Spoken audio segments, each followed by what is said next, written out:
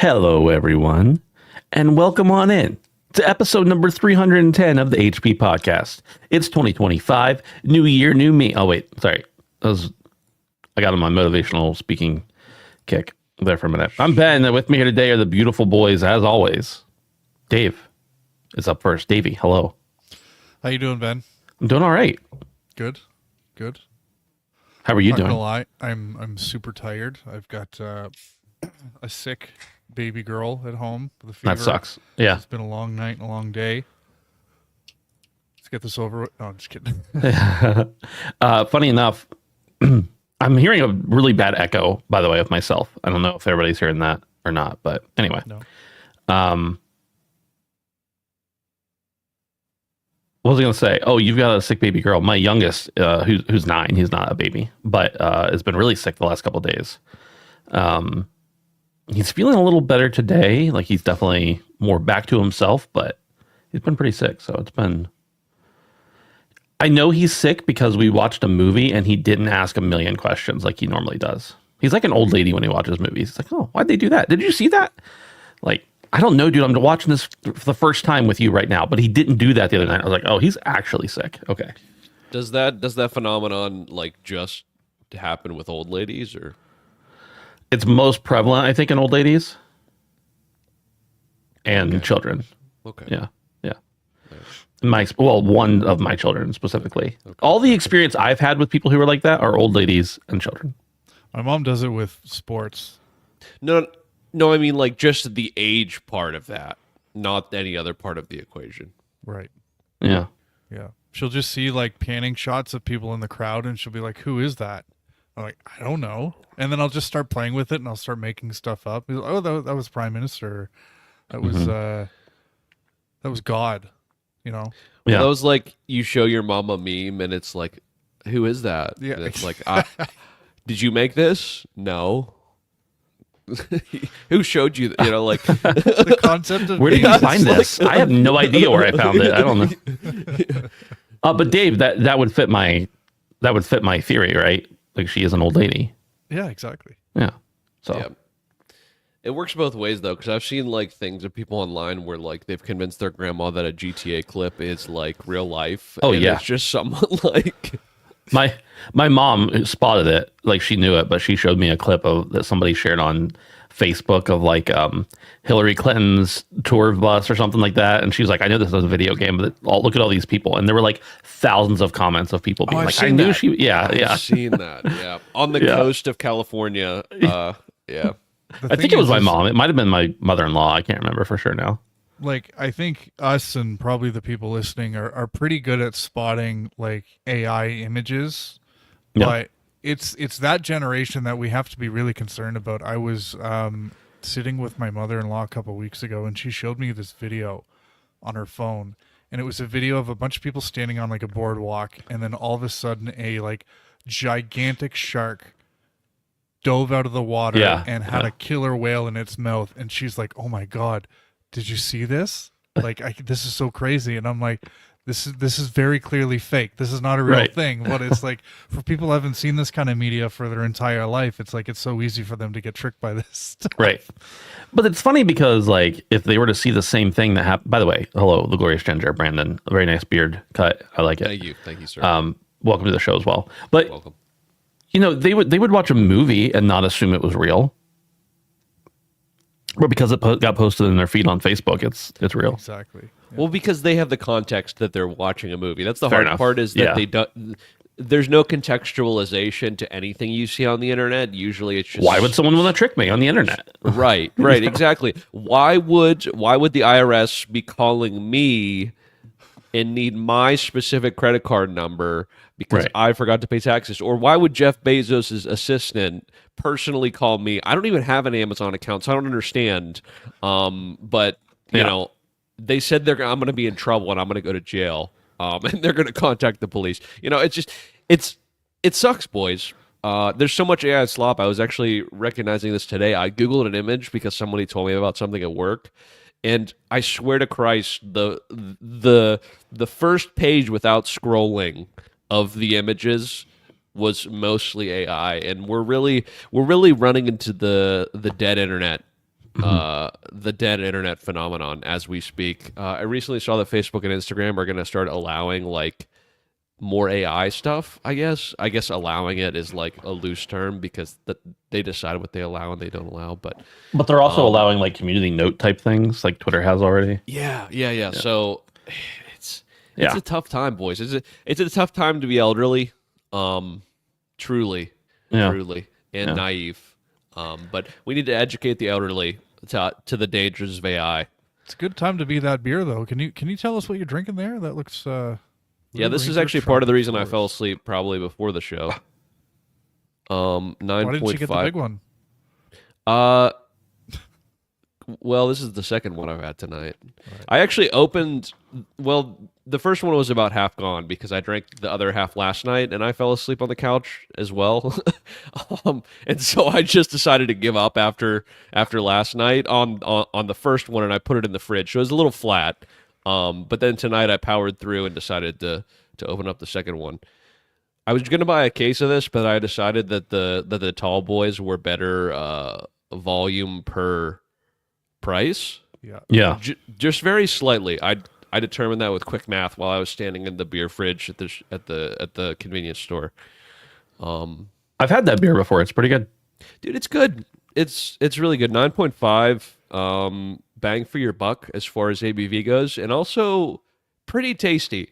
Very, very juicy. I will say like almost the juiciest. Some of these are some of the juiciest I've had, so it is kind of like sipping on a cocktail, but I do like it quite a bit. Yeah. Nice. You said something that I was going to respond to. You said, not a good day, not a good time to be... euthanize the elderly. You said euthanize the elderly, which I did not say, and I don't agree with, but...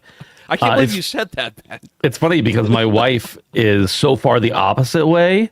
Like, I'll show her something that's 100% real, and she's like, that's AI. And I'm like, no. Like, most recently, it was the robot dogs. You know, the ones I'm talking about, that Boston the ones Dynamics? that like dance around, Boston Dynamics dogs, yeah. They like dance around in the robot. She's like, that's not real, that's AI. I'm like, no, the scary thing is it is real. It is real. Yeah. There's plenty of stuff that's AI that's, if it were real, would be even scarier, but this is actually real, and it's scary enough. So. See, it sucks because, like, I'm warning against AIs, but also we live unfathomable nightmares like Ben's describing. So it's kind of hard for old people. I get it, because at the same time that we have the fake shit, we also have, like, Boston Dynamic robots being, like, hit with a mallet and then getting back up like they don't care and stuff like that. So now the Boston Dynamics dogs with the guns mounted to their backs, I'm pretty sure that one wasn't real, but I'm not positive. Dude, I just saw this a video of this guy who like had a fake gun with bullets mounted in it, and he hooked it up to ChatGPT, and he was like telling it to like shoot left, shoot right, and then like pitch correct and do all this shit online. I'm like, BlackRock is currently bidding on how much this guy is worth yesterday. He's going to get scooped up by a government agency, by Lockheed Martin, so quick, it's unbelievable. Mm-hmm. He's going to become a government asset very soon. And God bless him, because he's going to be well off, but also we're doomed. You don't got to worry about that up in Canada, Dave, unless things get real bad. Unless things get real bad. They're getting there right now. The robot dogs might be marching north, into the great white north, so... Well, with that, this is the HP Podcast. We're live pretty much every single Tuesday night. I say pretty much because we did take a couple weeks off for the holidays, but that's not normal. We always try to let you know ahead of time. You can support us if you want to over on patreon.com/handsomephantom.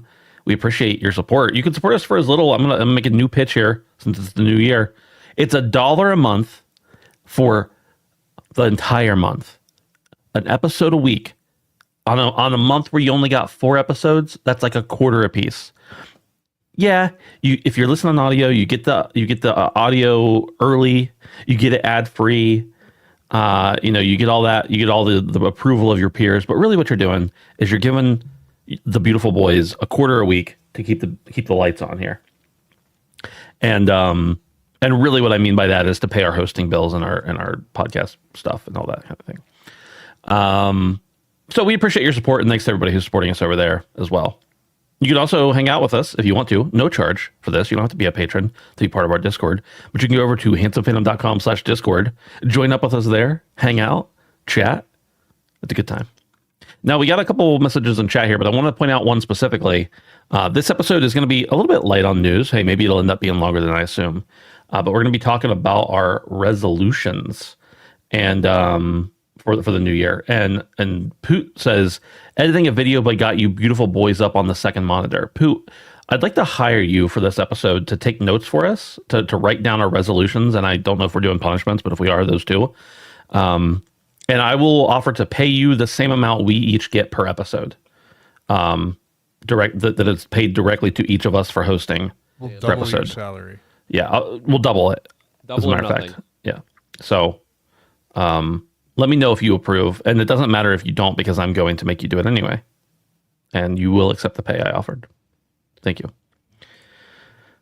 But let's first talk about something I didn't put in here at all. But we got the new graphics cards from NVIDIA. And I got this giant article written up, or that TechSpot wrote up here. I'm not going to read the entire thing. But I did want to just go over some stats real quick and talk about them, talk about the current state of PC gaming, of video cards, etc. So basically, I think they're available starting in January. We've got the RTX 5070, 5070 Ti, 5080, and the 5090. You go all the way from $549 for the 5070, all the way up to the 5090 at $2,000. Kind of crazy, but maybe not that out of line. We'll talk about it. Boys, I know both of you. Brandon, you're in the market, maybe not for a 50 series card, but you're in the market for a new card at some point here. And Dave, you've been talking for a while about maybe wanting to upgrade your PC at some point. And again, maybe not a 50 series card. I just got a new PC. And I'm not even going to bump up. I'm not going to bump up to a 50 series card, at least not anytime soon. But are either of you tempted by this? And also, what do you think about the new cards? You can, if you've seen anything about their power or about their usage or anything, you can talk about that. But they're kind of crazy. They're kind of crazy, the tech they're pulling. Yeah. Yeah, no, I'm very much interested in a 50 series card. I think my initial gut reaction was to kind of buy a previous gen card on the low. But I'm going to attempt to get a 50 series card at launch.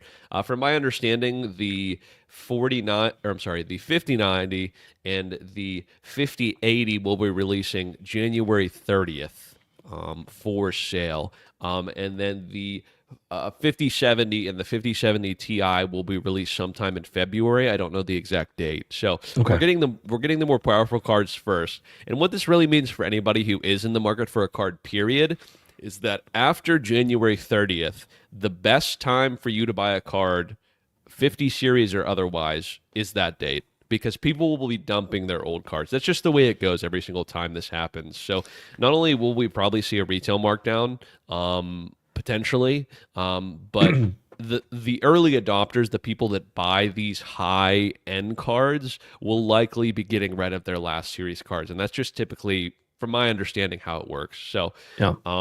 I would love to get a 5070 Ti. I think that's kind of the sweet spot for me. It has a very reasonable retail price. I do know, however, how the GPU market works, and you very rarely are able to get it at retail price, and that's kind of the unfortunate part of it all.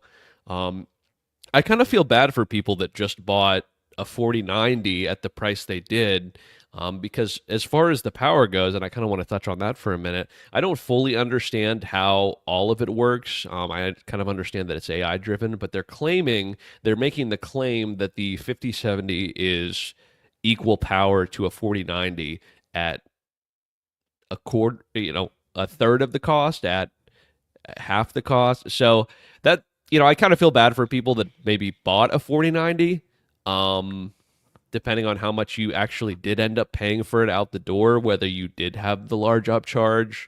But regardless, it's significantly more expensive for what they're claiming to be the same amount of power. So, well, Brandon, I was going to touch on that actually, and I'm glad you brought it up.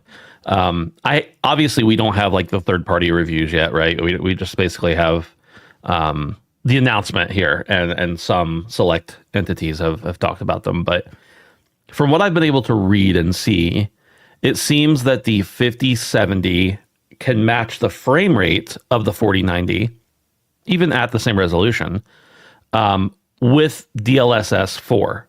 But the raw DLSS performance is way lower. Sure. And I mean, it's still phenomenal. Don't get me wrong. It's going to be better than a 4070 or especially any 30 series cards, probably even the 3090, honestly. Right. But they're saying it's equal to the 57 or to the 4090. The 5070 is, but it just doesn't seem like, as far as raw power goes. And I'm certainly not the guy who knows everything about graphics cards. I just know know they work. But it definitely seems like the claim is marketing more than reality. Sure. In which, marketing or otherwise, the statement stands. And I think it does have to do with VRAM, if I'm not. Yeah, somewhat, but it's mostly due to the AI, the DLSS, upscaling kind of stuff. Gotcha. But nonetheless, I mean, for people that actually care, they'll kind of know what they're looking at here. But to the layman, which I guess is me, to the layman, the 5070 seems great. And the 5070 Ti, I know we won't know out the gate at launch what kind of small amount of increase. Maybe, Ben, you can speak to that, the difference between a Ti and a normal. Are we talking a large amount of difference? And I guess I should maybe ask you this off the show, but I'm going to ask you it on the show. I think it's about a $200 increase for the Ti. Is it ever worth it to go up that one bump? I definitely think it is worth it, but I don't know that it's worth it for this particular card when you look at the 5080 only being 150 more than the Ti. Right. You got 200 between the 5070 and the 5070 Ti. And the way I understood it in the past, and again, I am not the expert on this. I don't claim to be. I don't know what I'm talking about. But from people I've read that have talked about it, Ti cards are generally the higher card that didn't quite make the cut. So they're not actually this is the way they used to do it. I don't know if they do it this way anymore, but from what I understand, they would like try to make 5080s and maybe the components wouldn't get done correctly or not hit the performance they thought they were going to somehow. And they would make them, and they would call them the Ti. That's how they originated. Now, I don't know if they still do that or if they actually target a Ti. But from my understanding of this card specifically, which I haven't looked into a ton because I'm not planning on getting one anytime soon or maybe at all, but the difference between the 5070 and the 5070 Ti is probably not worth it compared to the difference between the 50s. Like, if you're going to get a 5070 Ti, just go ahead and spend the extra $150 to get the 5080 because it's actually made for those specs. Right. Yeah. Right. So either way, I know it's easy just to say, "Oh, just buy the $1,000 card instead of 700." That's easy to say, right? Right. And sorry, it's not 150; it's 250. But yeah. But either way, I'm probably going to go middle of the road here. Yeah. In an absolute worst case scenario, I will attempt to probably get a higher end 40 series card. Yeah. Either way you look at it here, I'm gonna be clocking in for an upgrade. So in the next month, I should be having some good news, ideally. Honestly, I've never been a part of a series rollout. I've heard that it's a very difficult thing to kind of achieve that and to kind of get it just because of the demand. But we'll see if I'm able to scoop some up or someone I know is able to scoop some up. So yeah, this is really cool though. We knew it was coming. DLSS 4.0 is going to be cool. I feel like 3.0 just came in, and we're already getting upgrades. So I kind of wish and I guess it seems to be pretty iterative. And y'all can speak to this if you want, but at some point it kind of feels like maybe they should wait a little bit longer to do more cards. Maybe that's just me, till there's like a bigger upgrade.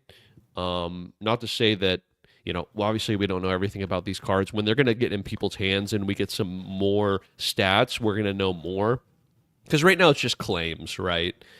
Just PR claims. And not that they're ever dishonest, but the final product can sometimes, stand by itself better than anything that PR speak can or advertising speak can. So I'm going to be interested to see how these actually clock up to the previous gen cards, but I kind of do wish we would have a little bit more time because I don't remember what year the 40 series came out, but I feel like it wasn't that fucking long ago. It was the year before last. If it wasn't at the beginning of last year, it was year before last. I can't. My years are all mixed up. But the Super, the 4080 Super at least came out mid last year, beginning to mid last year. So I think the other ones were at least 6 months before that, but I can't remember for sure. But either way, this is good news. This is kind of what I've been waiting for. I didn't know when it was going to happen because I don't really. Is it CES right now? Yeah. Okay, that makes sense. But yeah, this is cool. Sorry to be very boring. I know, Dave. I don't want you to check out, but I don't know if you have any takes on this. Yeah, no, obviously the 5070 price tag is the one that jumped out to me. I'm in a weird situation where even if I was to upgrade, I'm probably looking at a CPU and I need some more RAM too, so it's not as simple. But yeah, I saw that At this point, Dave, you probably need to update your motherboard too, honestly. Yeah, I need to get off Windows XP too. But he's on Millennium Edition over there. Yeah, Vista. He's got Vista. I don't know.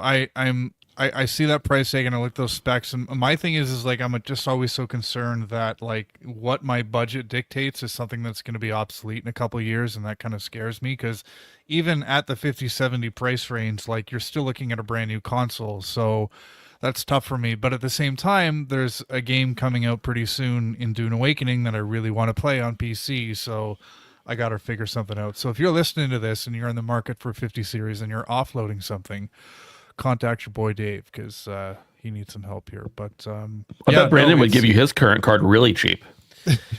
Yeah, because it's broken. I'd give it to you at about a 25 to 50% markdown. All right, we'll talk. But the thing is these prices are MSRP, and I kind of want to take them with a bit of grain of salt because if the supply isn't there, then those prices mean nothing. But hopefully things have kind of chilled out. It seems like they have from a demand or supply perspective. So yeah, but I like that there's a range because it means that there's sort of an entry point for everyone who wants to get in on this. And I think that's part of the reason too why the PC space has kind of blown up over the past 5 years is because you know, it is a little bit more accessible now. Like you don't have to buy the top of the end card to run something. So yeah, we'll see. But yeah, cool. Well, maybe by the beginning of next month, or maybe not next month, maybe by sometime this summer, we can all play high-end PC games together. Maybe, just maybe, I will be able to play Cyberpunk with ray tracing on it at 60 frames a second consistently. Well, Deep Rock Galactic is pushing my rig to its limits, so God damn, bro. I thought I have a 3080, right, boys, and I don't have like the crazy build or anything like that. At this point, you know, it is what it is. But nothing will humble your build more than a game with really intense ray tracing. That's all I got to say. Not that I thought that I had the best ship by any means. I have a relatively budget PC by many people's standards. But you know what's been more attractive to me lately is a pre-built. Like I walk around Costco and Walmart and I see some of the deals you get and I look at the cards that are in those things and they're selling the entire computer for like, you know, $700 to $1,000 and maybe not the greatest deal on the card, but when you throw all the other components in and the situation I'm in, like I may end up just going that route. But right. Yeah. Dude, no, go ahead. The difficulty with pre-builds is that you don't always know what brand all the other components are. So maybe the RAM's you might have 64 gig, but it's absolute shit RAM. Yeah. But like you said, when you're in a situation like yours, where if you want to build your entire new PC, then you're looking at with a new graphics card and everything, you're probably looking at $2,000 to $3,000 depending on what you're putting in it. So why not buy it pre-built with a brand new card? You know, maybe it's only a 5070, but hey, it's brand new to you. It's definitely going to be an upgrade. And then you don't have to worry about pricing all that other stuff out. You spend $800 or $1,000 on it, and then in a year or two, when you decide you want to upgrade your RAM or whatever, you can if you need to. Yeah, honestly, Dave, that's kind of the key. I feel like maybe, I don't know, even less than a decade ago, building your own PC was the cheap and most cost-effective part of it, and it still can be depending on how you part things out. But Ben's absolutely correct, and this is kind of something that I noticed on my PC is you'll kind of strike a deal with the graphics card, and that's kind of the trade-off with the new pre-builts and how they're coming now is you'll get lesser components as a whole. You'll get lesser brand components in the PC by itself, but you'll kind of strike a deal with the graphics card, right? And sometimes that's the only way you can get that graphics card reasonably. So, that's kind of the trade-off. And what I kind of plan to do with mine is that, now I'm planning, obviously, because I had a problem with my, GPU, but what I originally planned to do was kind of keep my 3080 and kind of upgrade components around it because I know the components that I have around it are not very good. Like I kind of bought the build for the graphics card and now I kind of got to change that around. But I think that's the way you kind of get into the space now is to kind of haggle with the rest of your components unless you truly want to go all out and kind of, spend the premium of the premium to get everything at once. You kind of with the way the cards work anymore, it's just you gotta pick and choose unless you just have a lot of money. So, yeah, agreed. Well, have we beat that horse to death yet? It's not neighing no more. Let's move on then. This is from Game Horizon. I saw this all over Twitter today, but I don't really know the source here or the validity, but I'm just reporting this story as it's read. It says, the U.S. Department of Defense has added Tencent, a major Chinese tech firm, to its list of companies with alleged ties to China's military. This move is part of an ongoing effort to address national security concerns related to Chinese corporations. Tencent, well known for its popular messaging app, WeChat, and its significant investments in the gaming industry. It owns Riot Games, a developer of League of Legends, and holds stakes in companies like Epic Games and Ubisoft. Ubi. Doesn't matter. Ubi. The designation doesn't impose immediate legal penalties or sanctions. However, it could complicate Tencent's business. Excuse me. I got a burp there. Dinner coming back. Business operations in the U.S. and affect its reputation amongst gaming partners and American partners and consumers. In response, Tencent stated that the designation is clearly a mistake. A company spokesperson emphasized that Tencent is not a military company or supplier and that the listing has no impact on their business. They also mentioned plans to work with the DoD to address any misunderstandings. So, all that to say, we give all sorts of gaming companies a hard time on this show. Tencent, we've been kind of critical, not because they're, just because they're Chinese, although that's certainly, a discussion topic, but because they're buying up everything and lots of mergers and acquisitions and stuff like that. And, do your business, be a capitalist. But we around here at the Handsome Panda podcast don't always love that kind of stuff. But what say you guys? What do you think about this? Obviously, there's lots of other politics and stuff here at play that we're not really aware of. But sure. How do you feel about it? Davey, why don't you start off? Yeah, it's as a gamer, it's a little bit disturbing. And it's not necessarily because of any security concerns that I have with playing a game that came from Tencent, either directly or by something that they have a minority stake in. But it's more the fact that Tencent has its tentacles in so many different things now. And it seems like they've kind of cooled off on their acquisition streak. But they're not Japanese. If you kind of look at the list of the companies that they have a minority stake in, let alone a controlling stake, like it's a lot. Like you mentioned, Riot, Ubisoft, Epic is in there, Krafton, which is the new home of my number 3 side hoe, Tango Gameworks, so that's a problem for me. Techland, Sumo, like I don't really care who owns them, but when the DoD starts sniffing around these companies, it's like, I don't think they're gonna pull these things from the North American market or the American market, but it kind of makes you wonder where this is going. The government of Canada did something similar with TikTok, where they ordered TikTok to shut down all Canadian operations, and they haven't banned it in the country, but they have strongly discouraged Canadians from utilizing TikTok. So, and it's because of the same kind of concerns. It's a security thing. It comes from the Chinese Communist Party, or, there's tentacles there too, but it's, I don't know. It kind of makes you concerned about where this whole situation might lead. I don't like Tencent and I don't want to defend their games, but defend them as a company, or what's really behind the veil with them, but it does kind of make me wonder where this is headed. So yeah. Yeah. Bando. Yeah, I'm gonna be completely honest. I really, really don't trust the CCP. But what I will tell you, in the same breath, is I really, really don't trust the DoD.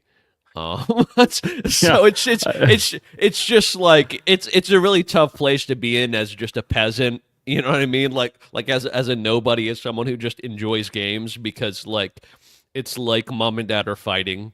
And I'm just sitting in the corner crying. More like stepmom. Right. Yeah, exactly. Yeah. Exactly. Stepmom is screaming in a language I don't understand. And dad is in a black suit surrounded by men with earpieces. So like I don't get it. And it's kind of concerning only because boys, is that regardless of whether, I'm not going to go full conspiracy that like Tencent, Marvel Rivals is tracking your data and that, this is a security risk.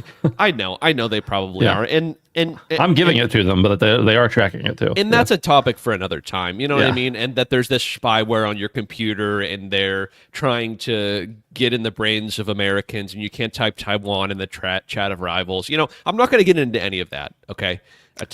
Taiwan is a country in the chat. You know what I mean? I'm not going to get into any of that. But what I am going to say is that it is kind of concerning only because Tencent truly does own so many IPs that I actually do care about. And that is what is kind of the upsetting part, is that regardless of the politics of all this, regardless of what China is or is not stealing from us, or is not threatening us, or whatever the DoD decided that the problem truly is, what I'm worried about is the ramifications of this designation. Because as someone who has no control over what is or is not being taken from me, because I'm just a plain old man and the user of the internet and video games, and I sign up for the terms and agreements just like everyone else does without reading a goddamn thing. I'm worried that some of the IP that we do actually enjoy, some of the stuff that Tencent has gobbled up in the past, will be in jeopardy because of this happening. And I know that's a very selfish way of thinking about it, because I should be concerned about why the DoD actually would have this designation, because it probably could potentially affect me and like the greater good and that sort of thing. But the reality is mostly I'm selfishly like, how is this gonna affect what I'm going to perceive or what I'm going to be able to play in the future if Tencent is actually going to be held accountable for something they are or are not doing. Does that make sense? Yeah, absolutely. It does. Well, it's worth noting that Tencent has more than just games, obviously, right? Like sure. The government didn't designate Tencent games specifically as Chinese military assets or something like that. I mean, off the top of my head, WeChat is the other biggest thing they have, and basically, if you're in China, you have WeChat. If you live or do business with Switch, with Switch and the WeChat going off of that. So, yeah, it's Wait, hold up though. Do we think that Nintendo is sniffing something that the DoD is sniffing? The fact that they just recently, remember how we were speculating that the WeChat was going away from Switch 1 with the memberships because of Switch 2. Is it possible that maybe Nintendo was sniffing something that the DoD is sniffing as far as WeChat goes and as far as Tencent goes? I don't know. It's impossible to say for me. It's obviously we're getting into speculatory territory, but it is kind of interesting, is it not? Yeah. Just kind of a thought puzzle here, but I digress. Sorry, Ben. Go ahead. Well, I was just saying that Tencent didn't at one point we discovered they like owned a goat farm or something too. Like there was something weird, a pig farm, or maybe that was NetEase. I can't remember for sure, but either way, a pig farm. I do remember that. Yeah, absolutely. Either way, Tencent was huge before they ever got into gaming. They were one of the most valuable companies last decade, like in the world. So they've got plenty of other stuff going on. They're controlled in part, at least. They have people on the board from the CCP. It's not that crazy for the government to be putting them on some kind of list. Sure. Of course, when we hear that as gamers, we're like, really? Like, Well, I can't even think of a Tencent game off the top of my head right now. Yeah, so Chinese companies can own farming land in the U.S., but they can't. But they're now a military asset. And anyway, I'm sorry. Anyway, Yeah, I'm with you. I don't. Anyway. Here's the thing. I think as a capitalist American, I have a lot of problems with the CCP. But like you said, I have a lot of problems with our government too. Yeah, the DoD ain't exactly fucking flawless. I gotta say, we got some fucking wacky ass shit going on there too. The problem is it's really just like government bad, you know. So yeah, power bad in my opinion. But yeah. Let's move on. Let's talk about this last news story that we have for tonight from Game Infinitus. That sounds like a disease, man. Dude, I just got diagnosed with that. Holy shit. I think Game Infinitus is what they call the new Assassin's Creed games. They just don't ever stop. That's their live service model. Mm-hmm. Game Infinitus. Anyway, I got Andy Robinson from VGC in the latest episode of their podcast mentioned that he thinks Sony is working on, quote, at least a couple, end quote, of old, smaller IPs. Although he didn't provide specific details, his comments have excited long-time PlayStation fans. Quote, I know at least a couple that they're working on, like the deep cut, old IP stuff, end quote. Boys, there's no news here. We don't have anything to talk about, but if you could pick an old franchise that PlayStation owns or at least has ties to that they could revive, what do you want to see, Dave? I'll just caveat this first. I realized I don't think they own the rights to this anymore, but old franchises they have ties to would be SOCOM for me. I don't know who owns the rights to that franchise, but I'd love to see that. But Resistance is the big one for me. Because Sony hasn't really had a first-party presence in first-person shooters in a long time. I know they tried with that game that just came out and went away in 2 weeks, Concord. But that didn't really work out. And obviously the genre has changed so much. Like everything needs a competitive angle, everything needs a live service angle, whereas Resistance was a single-player, first-person, Michael Bay kind of like shooter, and yeah, it had multiplayer and had some co-op, but like the campaign was the meat of that. And the industry's kind of changed to a point where like you couldn't just have that, but at the same time, like that was such a like a crowning achievement for in my opinion for Sony. And like it came at a time when the PS3 kind of sucked. Didn't suck, but it was just so expensive and it didn't need to be, and the 360 was dominating, and it kind of felt like a really good reason to have that box. So I have really fond memories of that franchise, and it had 3 really good entries, and it had another one on the Vita or the PSP that was really good. So yeah, I'd love to see that come back. Now this rumor does mention deep cut, so I don't know if Resistance really falls in the deep cut category, because it stood beside Uncharted, when it was in its heyday. But I would love to see the Uncharted franchise come back, and I really think Sony could use a solid first-person shooter in its first-party lineup. So that would be really, really cool. Dave, I'm pretty sure Sony does own the SOCOM IP for video games. Yeah. Brandon, what about you? 2 things I have, and I don't know if we're going to go back and forth, but should I just mention spit them out? Yeah, that's fine. So I want another Hot Shots Golf. I want another Everybody's Golf. I know they shut down the servers, but it's been a minute, and we haven't had a good non-Mario golf game in a long time. So 2017, is that right? That's the last one? It's been a while. We need another Everybody's Golf. We need another Hot Shots. It's time.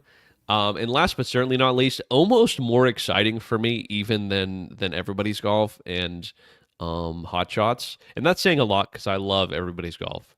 Is MotorStorm. Boys, we need another MotorStorm. There were very few games that were as hype on PS3 that made me believe in the power of the PlayStation 3 as MotorStorm. That game was fucking awesome, and I feel like I don't know how it sold. Do we know how it sold? Wasn't it a launch title? I don't recall. I feel like it was close. It was But pretty I close. don't think it sold well because it came at a time when the install base wasn't great, and everybody was so horny over Call of Duty and multiplayer. And Motorstorm was one of those titles where it was like, look how powerful the PS3 is, but nobody really cared because it was Right. more like, I need a 360 because that's where all my friends are playing. Right. But Dude, yeah, is Mod Nation Racers a deep enough cut? Can we have that? Yeah, Dude, it is. honestly, Yeah. honestly, you kind of hit it on the head with Resistance, though, man. Yeah. Dude, I miss that series so much. But on God, Motorstorm boys, that shit was. I can't even tell you as someone who just got off the back of playing a PS2, when we got a PS3 and that being one of the first couple games we played on it, it blew my mind. That game, like, actually, I thought that game was so fucking cool.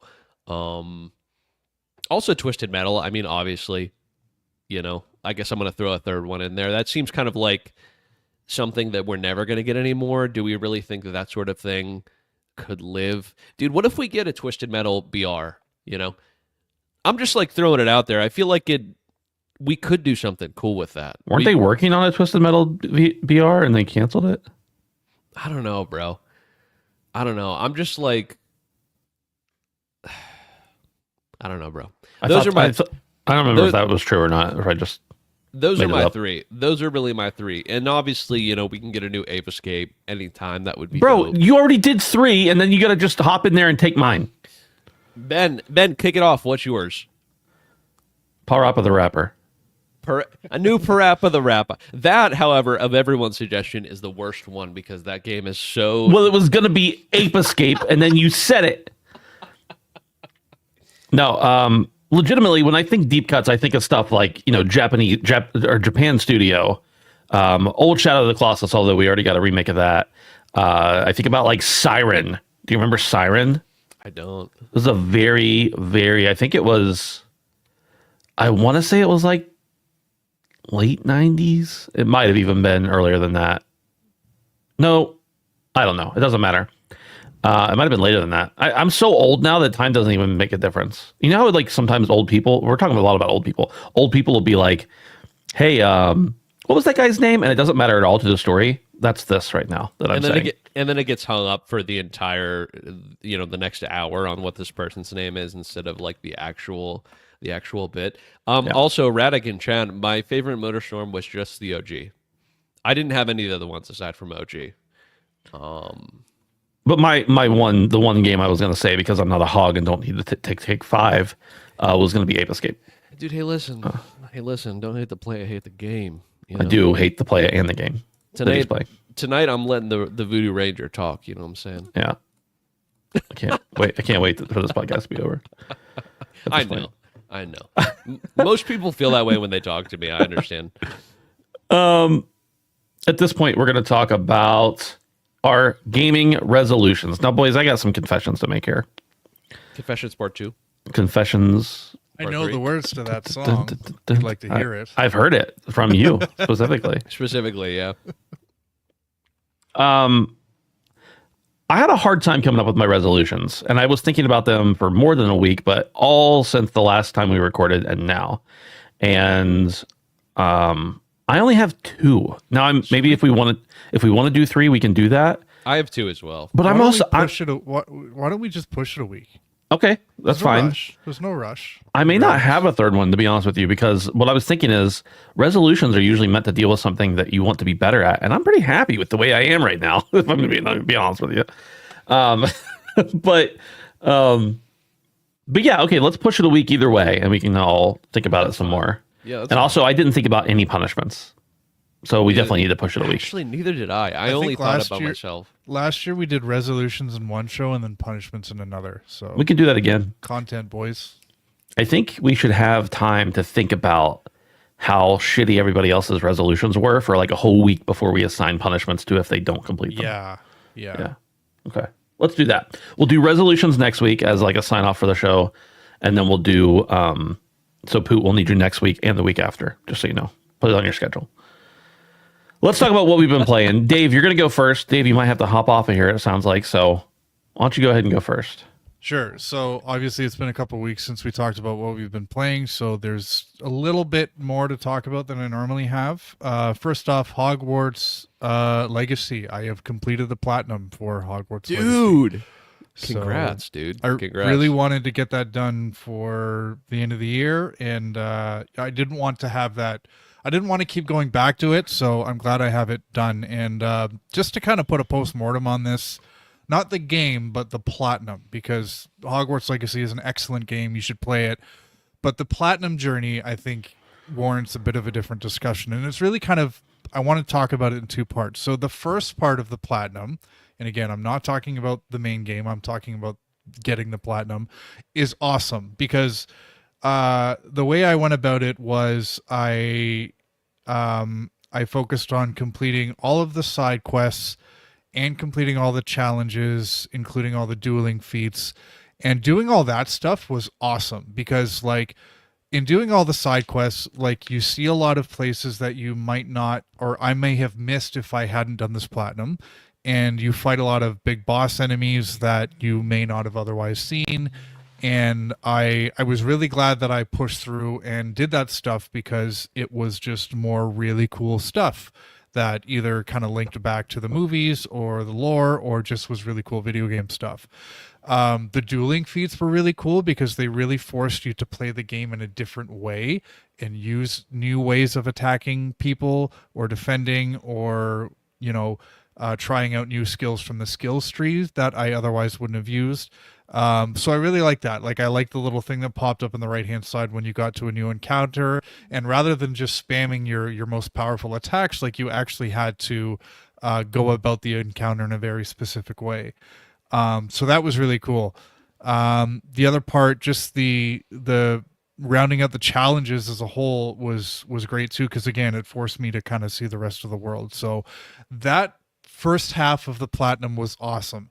The second half fucking sucked. So a lot of people talk about this Hogwarts Legacy platinum, and they all talk about those house trophies, which is where you have to replay the first 2 hours of the game an additional 3 times to unlock these trophies. So I'm going to get to that. But the part that people don't talk about is completing all the collectibles. And there are so many in this game. And you get to a point in Hogwarts Legacy where basically what you have to do to find all the collectibles is just spam Revelio throughout all the different places in the game where you're missing, like a field guide page or butterflies or just one of the dozens of collectibles that there are.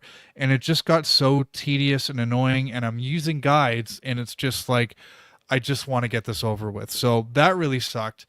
And then obviously the house trophies, I don't know who thought this was a good idea to put this in the game, because, like, even the most diehard Harry Potter fan, I cannot see anyone wanting to replay this game 4 times over. Now, again, you don't need to do that for this platinum, but you do need to replay the first 2 hours of the game 3 additional times. And when I say 2 hours, I'm skipping every piece of dialogue. I used a save trick to skip over the first 30 minutes of the game that you have to play through before you get to Hogwarts. And I'm just sitting there like, and even though you're playing through as different houses, like, there's one mission that's different for the 4 Right. houses. Otherwise, it's the exact same thing. And it's so unnecessary. And I don't know why they put this into the game. So, yeah, I'm glad I experienced everything this game had. But, like, I think about the platinum for Ghost of Tsushima, and I'm like, that was really good. Hogwarts Legacy, I don't want to say it ruined the experience for me, but it by the end, it really wasn't fun. So anyways, I'm glad I got it. Yeah. Yeah, Dave, I actually did enjoy the grind, and I think it's because I was doing, instead of like finishing the game and then going back for all the trophies, I did, like, as I unlocked things, I did them all. So, like, I guess the collectibles are a little different because you don't unlock those all at a certain point, but basically if I was in an area, I found all the collectibles in that area before I did anything else. So it was a grind, but it was at least broken up by story stuff. But I can definitely understand with that game specifically, if you waited till, like, oh, I'm going to go clean all this up. Yeah, that sucks. Yeah, and maybe it's on me for not kind of having the platinum in mind from the start, and that could have made it easy. But in any case, I don't know if it's easy. It just, maybe sucks a little bit less, but Yeah. it also took me like 110 hours or something. So Yeah. I think I finished with just over 80 hours. Yeah. But yeah. Anyways, Fortnite. I've been playing Fortnite. Oh. May know if you listen last week, I failed one of my resolutions, and my punishment was to play Fortnite because I don't like battle royales. Play Fortnite up to season level 25 or something like that. So I wanted to get ahead of this because I have some pretty ambitious resolutions coming up. And yeah, I played for about 2 hours, and I've got to level 9. It's really all over the place how I do. The very first game I played, I placed third and got 5 kills, and I was like, "Am I in a bot lobby or something?" You were. Yep. No, come on. Yeah, no. I'm going to be honest with you. I can't lie to you, Dave. So the first game, you go back after a while, and I don't want to poo-poo on your party. There's a lot of bots in Fortnite now, and it's okay. As someone who is now 30 years old, I encourage the bots. Bring them on. I want every lobby to be a bot lobby. I don't give a fuck. I want to win. It feels good. It's okay. Dave, don't this. It's You okay. guys might be It's getting okay. bot lobbies, but I was watching the way these people were playing, and they seem fairly human-like. But anyway, Are you that old lady at the beginning who doesn't know what AI is? Yeah, exactly. There was the shark that jumped out of the water with the killer whale, and he shot me. He 360'd me. I haven't played Fortnite in at least a year and a half, but there was a transition to Unreal Engine 5 at some point, and Yeah. you really notice it. Like It looks so good. it's for such like an endearing kind of looking game with a very kind of cartoony art style. It is. They have the resources to make this game look really, really good, and they certainly have done that. So. Yeah, I'm not admitting that I'm enjoying my time with Fortnite, but yeah, jumping in every now and then isn't going to be that difficult for me. I think the new season starts at the end of February, so technically I have a bit of a deadline to get this done, unless I want my level to To restart. start over. Yep. Yeah. I was going to mention that to you as like a I'll help you out here kind of thing. Either that, or But- maybe you should wait type of thing. But yeah, it's too late. Yeah. You started. It's really easy to get to level 25 though, man. It's not bad. And honestly, Dave, lean in to the challenges. There's about 1 million challenges, and especially as someone who's coming in late into the season, if you do nothing in the entire map, not even try and win, not even try and kill anybody, if you just go in and look at those challenges, no matter how ridiculous they are, and just try and do those, you will be 25 in no time. I'm positive. I'm Yeah. positive. Yeah. Yeah. The other thing is I popped into my local mom and pop game shop a couple of weeks ago, and I picked up a game called Lost Planet from my Xbox 360. This is an interesting game for me because I remember when this game came out and I did not have an Xbox 360. This was a game from Capcom. It was, I don't know if it was a launch title, but it was pretty close It's to pretty launch. close. Yeah. Yeah, and I remember seeing this game, and to me, like the jump from, I think it was, Xbox was like 6th generation and 360 was 7th generation. To me, that jump was substantial. And Lost Planet, I can remember being one of those games where I was like, I would see people play it, and I was watching videos on like game trailers and IGN, and I was like, this is like next generation gaming. And it was all set on like a snowy planet and everything was white and stuff like that, but they used this really clever kind of visual trick, not a trick, but like there was this impactful use of the color orange, and I just remember thinking like that is so cool because it's so vibrant in such like an otherwise desolate game, and the shooting looks so cool, and I kind of let the game come and go because, again, I didn't have a 360 and I always kind of regretted it. So I picked it up for $10. I've been playing it, and it's a lot of fun. It aged really well, but it had a multiplayer component, and I remember thinking like, man, I really wish I didn't pass this game up because this would have been a lot of fun online. So that leads into the last game I've been playing, which is Helldivers 2.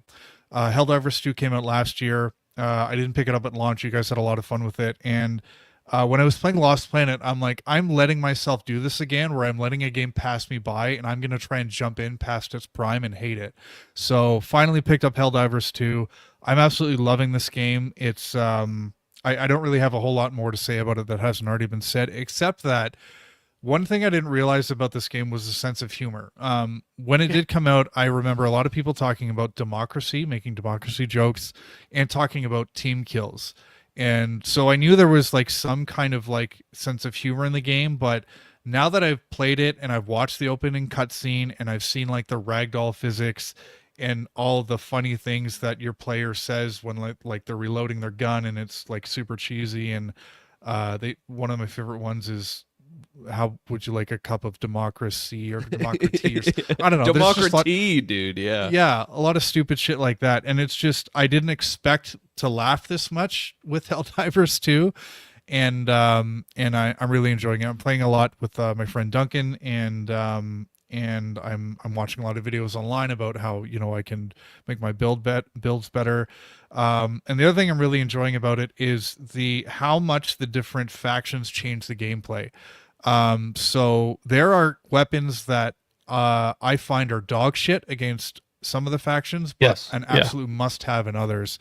And I really like that it kind of forces you to really change up your loadout as you go into different missions against different enemies. So yeah, I'm really enjoying Helldivers 2, and now that I'm done Hogwarts Legacy's bullshit, I'm really looking forward to playing more of it. So yeah, that's it for me. Nice, dude. Are you sticking around, or are you gonna head Yeah, out? I'll stick around for a bit. I might quietly Okay. disappear, though. So. No worries. Just make sure everything it has to all upload. So Right. we'll be fast here. Brandon. BG3. Boys, I've been playing BG3 again. I seem to be on a bit of a large game kick. I finished Red Dead. I finished The Witcher 3, and now I'm hopping straight into another gigantish game. Absolutely. It took you a year to finish Red Dead, but you finished The Witcher and half of BG3 in like 6 hours. That's what don't give me too much credit. So it's funny though, because you know I finished Witcher in about 40 hours, so about a week and a half. But I'm about a third of the way through Baldur's Gate 3 twice. I'm about a third of the way through Baldur's Gate 3 twice. I'm going to say that again. So I have my own save file that I've put about 20 hours into. But I've also started a separate save file in multiplayer with my brother and his girlfriend that I've also now surpassed my original save file and put over 20 hours. So in the past 2 weeks, I've put about 40 hours, give or take, into Baldur's Gate 3. And man, once again, kind of like Dave, it's, you know, I don't really want to tread over old ground, but I'm blown away by this game time and time again. And we've gushed so much about this game, but truly it's just, I'm playing it a different way than I've ever played it. And it's kind of like one of those games that just has so much to offer that I'm glad I've come back to the well. You know what I mean? I put about 60 hours into BG3 originally.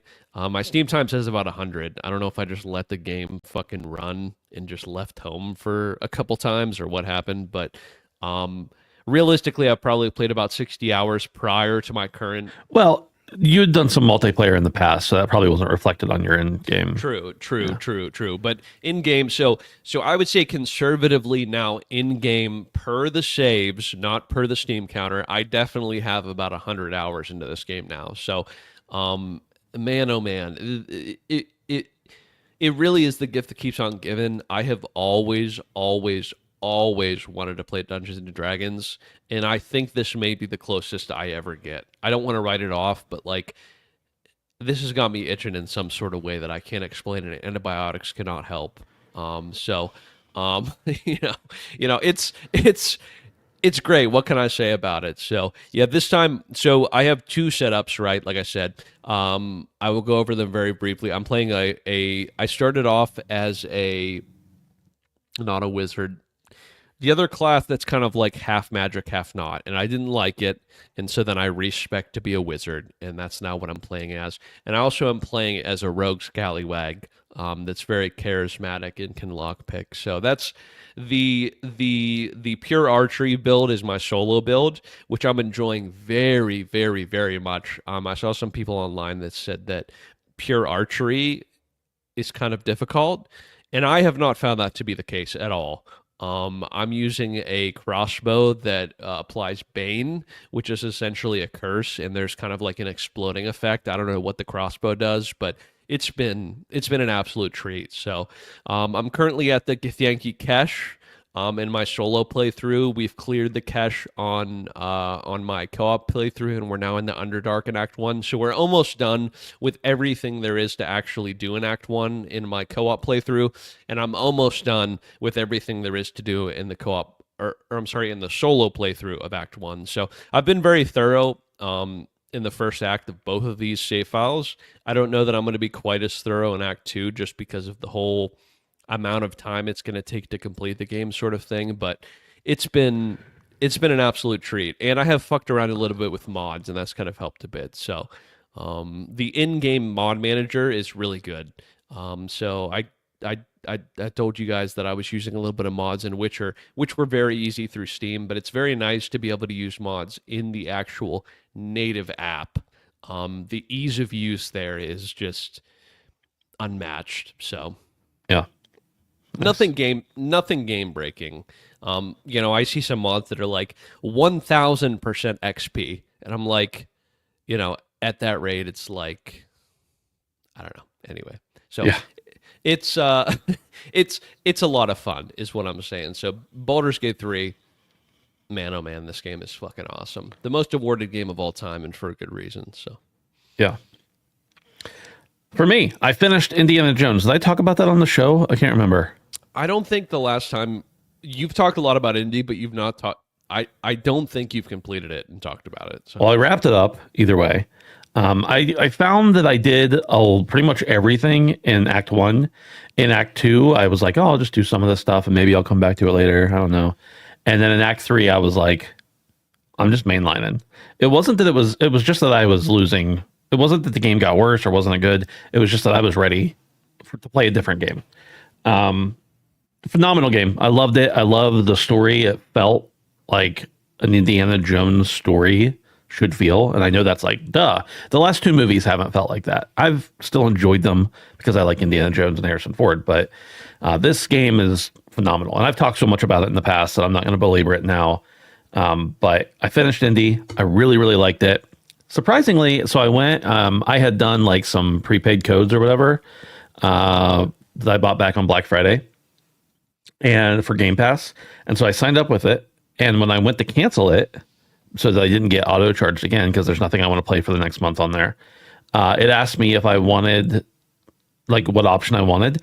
And it was like, we'll give you back your a month of credit since you paid with a prepaid card. And I was like, oh, okay. So like it gave me a prepaid card, like a code to redeem in the future. I was like 29 days into my subscription and it just refunded it to me. So, and I know lots of people say that it does that with their, like their regular subscription. You cancel and you can either stop right now or you can keep going to the end of the month. If you stop right now, they refund it almost all the time. It's crazy. I've been playing a lot more Hunt, of course, which it's been like 3 weeks since we talked about it. I've played a lot of Hunt in that amount of time. Marvel Rivals, I had expressed some dissatisfaction with in the past.